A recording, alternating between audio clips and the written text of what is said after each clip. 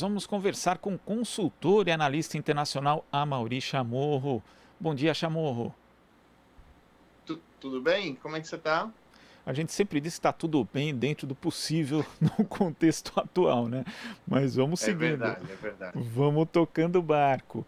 E Chamorro, ontem a gente teve eleições legislativas na Venezuela e o governo acabou retomando o controle da Assembleia após perder esse controle nas eleições de 5 anos atrás, né? Houve ali uma Exatamente. alta taxa de abstenção. Queria que você analisasse esse resultado, Chamorro.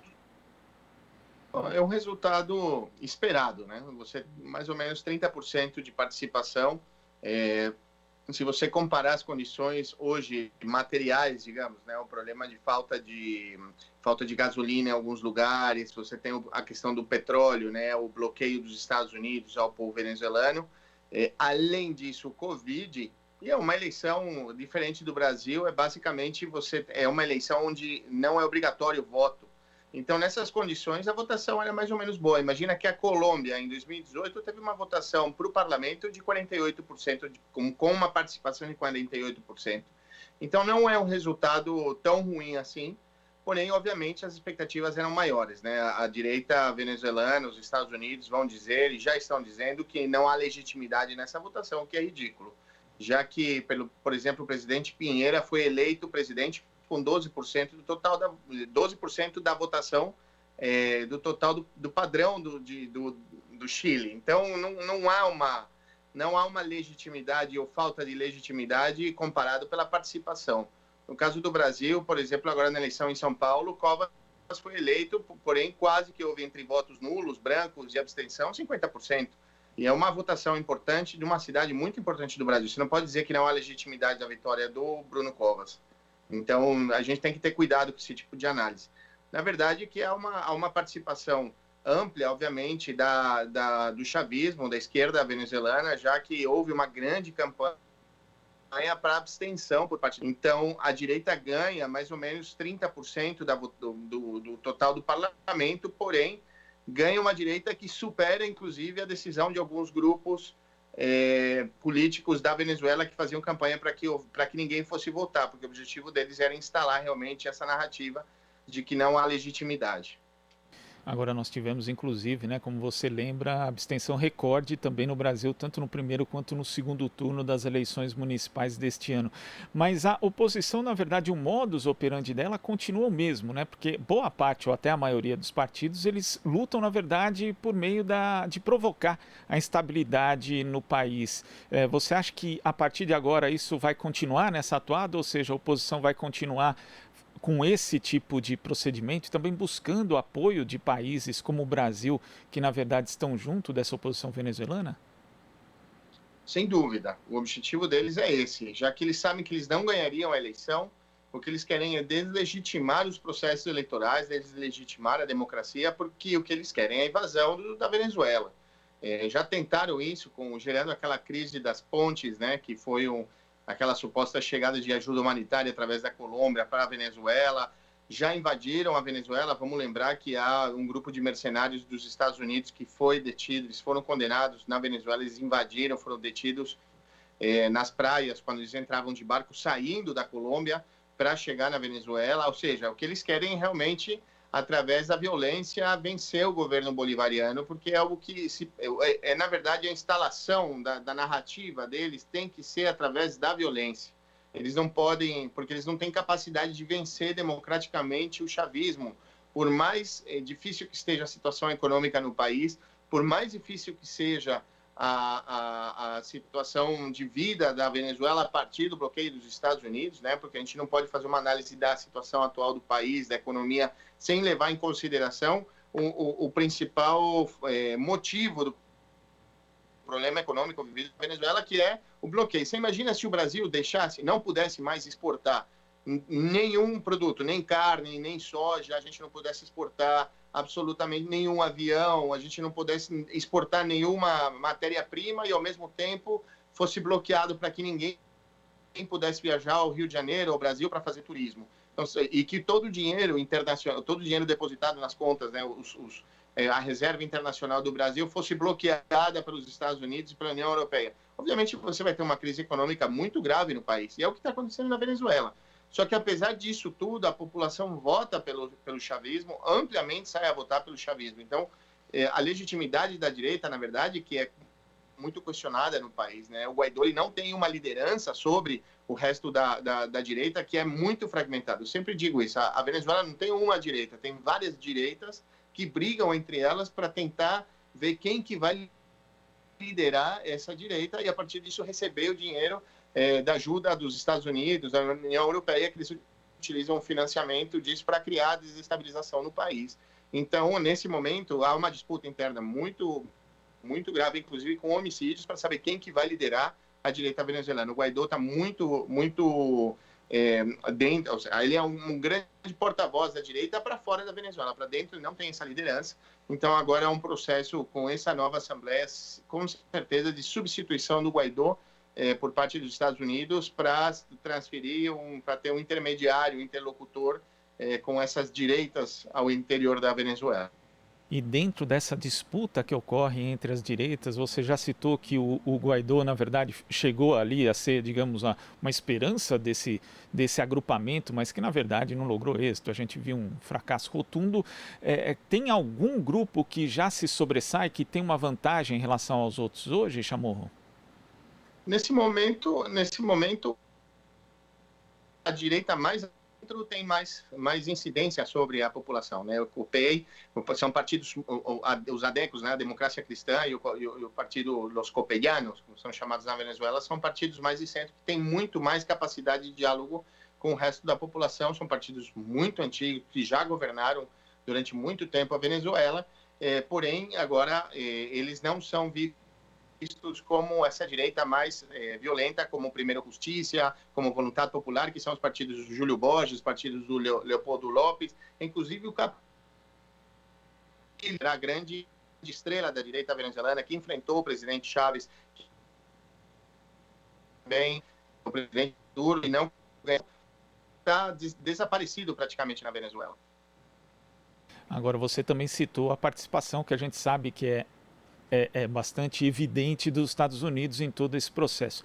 E ontem o secretário de Estado dos Estados Unidos, Mike Pompeo, falou que as eleições foram uma farsa, que ele não reconhece, né, o resultado. Como é que você vê a postura dos Estados Unidos, pelo menos até o final do governo Trump, e existe uma perspectiva de algum tipo de mudança na administração de Joe Biden? Bom, reconhecer eleições não é uma coisa que a gente viu no governo Trump, né? Ele nem reconheceu a vitória do próprio Biden, que ganhou a eleição nos Estados Unidos, o que dirá reconhecer uma vitória do chavismo na Venezuela. Além disso, vamos lembrar que os Estados Unidos acaba de anunciar um embaixador fictício dos Estados Unidos na Venezuela, que tomou posse do cargo de embaixador através do Skype com o Juan Guaidó, que não é presidente, e sequer está na Venezuela. Então, é uma ficção, né? Os Estados Unidos trabalham muito com isso, sabemos da indústria do entretenimento, da informação, de como eles conseguem transformar essas ficções numa realidade. Então, o fato é que os Estados Unidos, nesse momento, tem que tomar muito cuidado com eles, porque ao fim dos governos, normalmente os presidentes, como sabem, no caso do Trump, que ele não se reelegeu, podem ser muito mais ousados nas tentativas de invasão, de bombardeio, de sabotagem ao sistema elétrico, tudo aquilo que a Venezuela já sofreu, provavelmente os Estados Unidos vão criar ações mais agressivas ainda contra a Venezuela, contra o presidente Nicolás Maduro, que é o grande vencedor dessa eleição, né? Conseguiu ter de novo o controle do parlamento através de uma eleição. Vamos lembrar uma coisa, a Venezuela, o chavismo, existe na Venezuela há 22 anos. Já é a 25ª eleição que ocorre em 22 anos. Então, o que não pode se questionar ou pode se dizer que houve muita abstenção na eleição. Ok, a gente pode, obviamente, tem que discutir isso. Agora, o que não pode acontecer é dizer que não existe uma democracia na Venezuela. Isso é mentira. A Venezuela é um país que, tanto é que reconheceu a vitória em 2015 da oposição. O presidente Chávez, inclusive, perdeu um referendo em 2006 e reconheceu essa derrota. Então, não há...